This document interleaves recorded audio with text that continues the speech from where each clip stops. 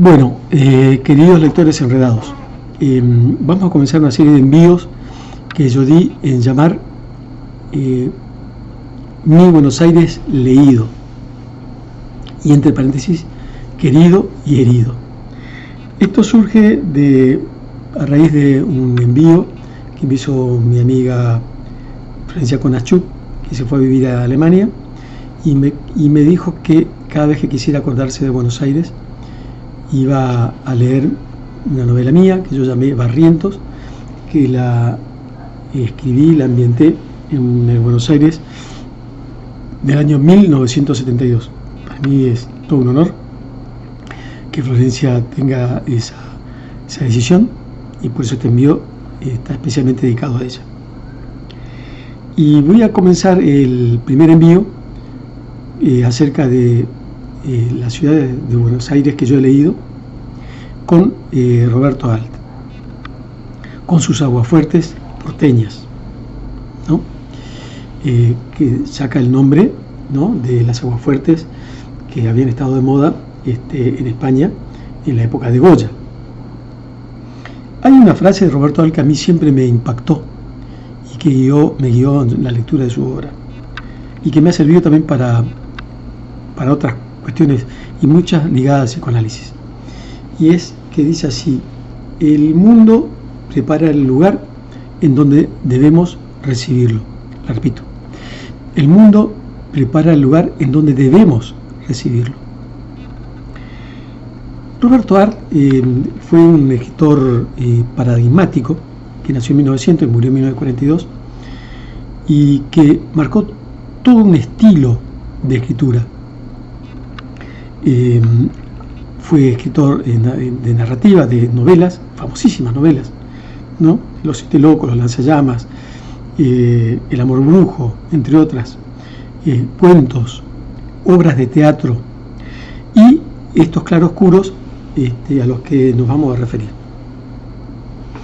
Los claroscuros eran una manera de reflejar, y tal cual su nombre lo indica, los problemas que se suscitaban con el avance del progreso en Buenos Aires en la década del 20 y del 30.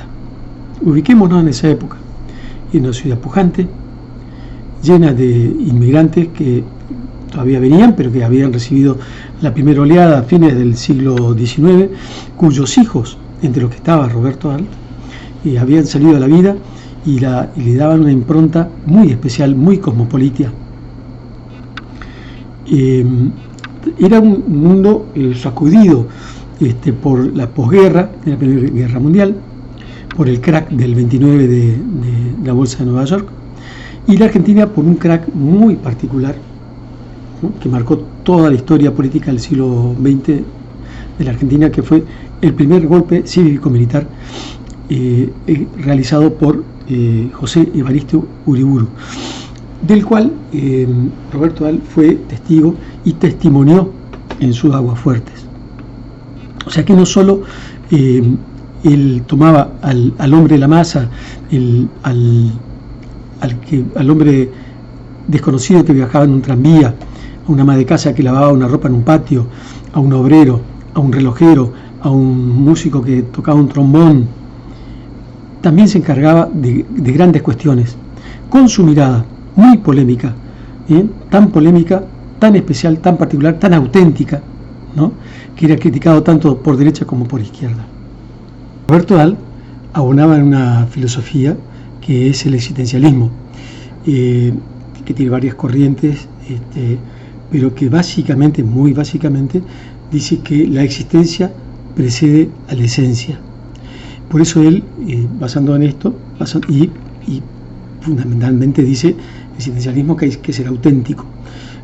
Entonces él, por ejemplo, usa ese argumento para criticar a la Sociedad Argentina de Escritores, que recientemente había nacido y que se reunieron en un museo, ¿no?, para crear la sociedad. Entonces dice cómo una sociedad que nace en un museo, ¿no?, puede tener futuro, ¿no?, si son piezas de museo. Entre esos escritores estaba nada más y nada menos que su presidente, Leopoldo Lugones, a quien Roberto Alt critica por sus variaciones políticas, También estaba Horacio Quiroga, uruguayo, pero muy argentino, ¿no? Jorge Luis Borges, que en esa época, hay que decirlo, Jorge Luis Borges todavía era simpatizante de ciertas ideas socialistas, tal así que apoya la revuelta del 33 cívico-militar de los radicales, que se levantaron contra el gobierno de Justo, Juan P. Justo, que había ganado las elecciones en la década infame de manera fraudulenta.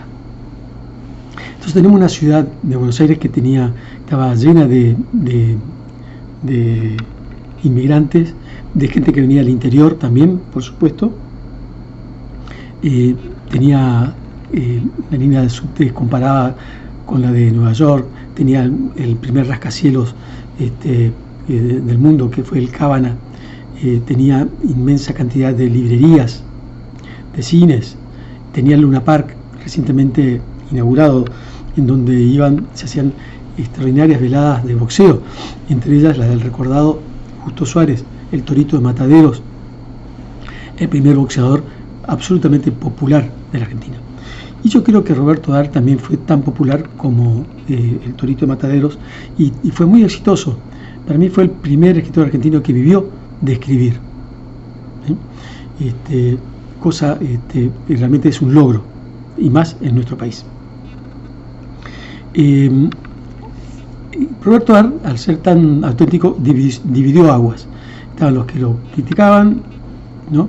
y quienes lo apoyaban. Y dividió aguas junto con otros escritores. Estaban los que estaban del lado de los escritores de Boedo, en general todos de ideas de izquierda, y los que estaban en Florida, que en general eran conservadores o de derecha. Y uno tiene como la idea de que todo pasaba por la calle Corrientes y por Florida. Pero fíjense lo que decía Roberto Dar en una de sus aguafuertes, escrita y publicada en El Mundo, el 22 de octubre de 1932. Diario que la gente compraba para ver qué había escrito Roberto Dar. ¿Sí? Recibía miles de cartas, lo encaraban en la calle. Él creó un estilo, y además él mismo, como personaje, era capaz de haber creado un personaje capaz de soportar ese estilo de escritura y de vida. Fíjense lo que dice en esta aguafuerte. Peñas de artistas en Boedo. En la terraza del Café Biarritz, no el Biarritz europeo, sino el de Boedo, funciona una peña de artistas. Peña, como se sabe, significa roca. Una roca que resiste embates, tanto que al principio mucha gente, al oír hablar de una peña de artistas, creía que se la llamaría peña porque los individuos que allí se reunían tenían un cerebro granítico o de adoquín. Estas peñas graníticas, por lo general, se instalaban en los sótanos de los cafés. Por ejemplo, Signo en el subsuelo del Hotel Castelar y la peña en los subsuelos del Tortoni. Lo real es que todas las peñas estaban instaladas en la Avenida de Mayo y sus proximidades. Hasta que un día, al autor teatral González Castillo, natural de Boedo, se le ocurrió que la muchachada proletaria de Boedo bien podía tener un local donde reunirse, hacer música, exponer cuadros, organizar revistas, leer conferencias. Y entonces, animado de tan excelentes propósitos, fue a verlo al dueño del Biarritz, el cual le dijo que no disponía de sótano, pero sí una terraza llena de cachivaches. Subió a la terraza González Castillo, tropezó con un galponcito de zinc repleto de trastos y el negocio quedó consumado. Había que retomar el galponcito, reformar el galponcito. Se llamó un carpintero. Y henos aquí ahora con una maquinaria en marcha, perfectamente lubricada y mejor montada. ¿Qué es la peña de Boedo?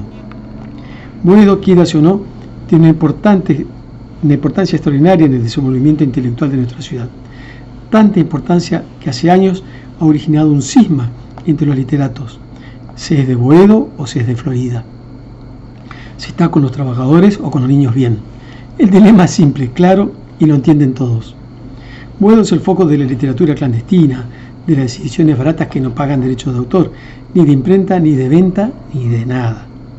En la jurisdicción de Boedo se venden muchos más libros que en todas las calles Corrientes y Florida.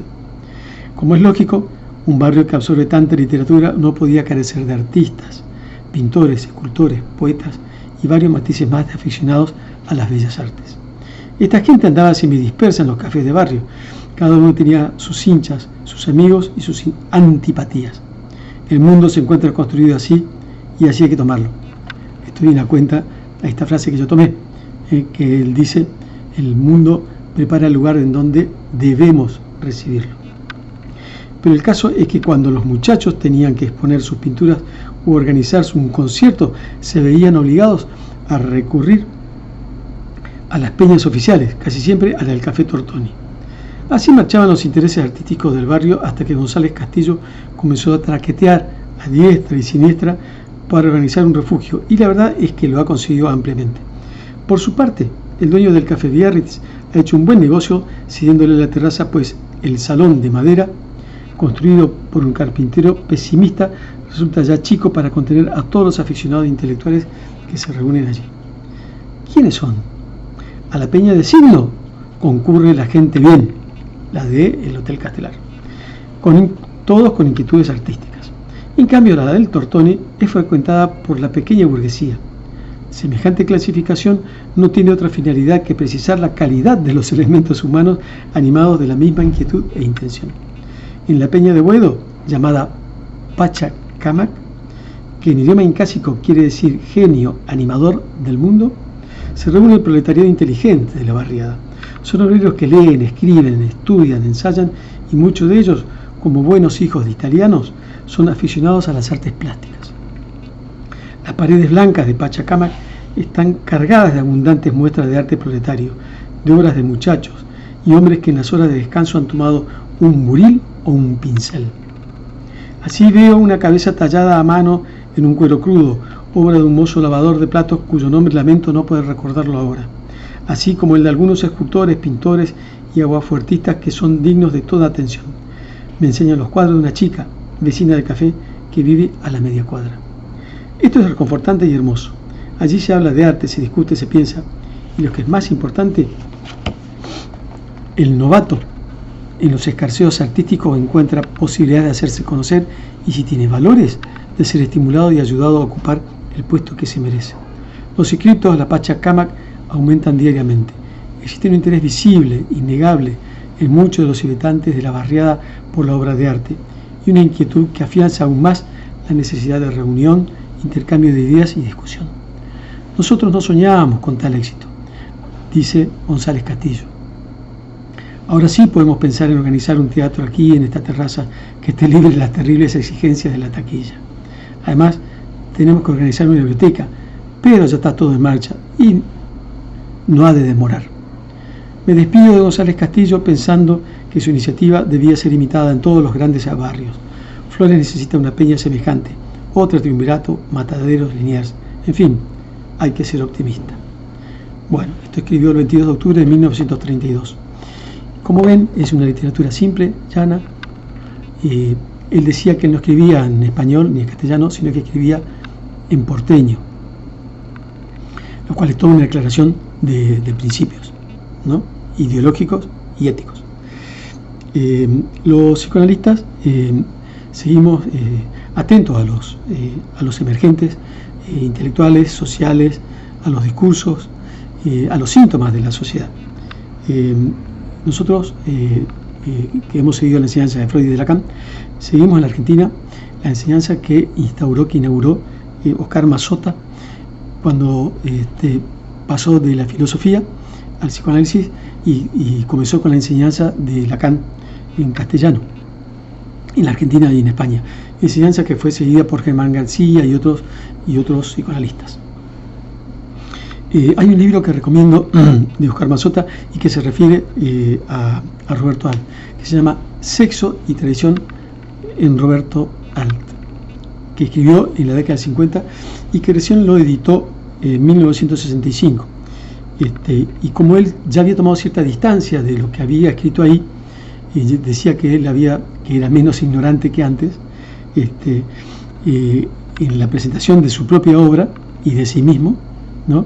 Entonces dice, él a la conferencia la llamó Roberto Alt, yo mismo, en donde él expone su intimidad, su extimidad, bajo el nombre de Roberto Arlt. Para finalizar, quiero cerrar con una frase de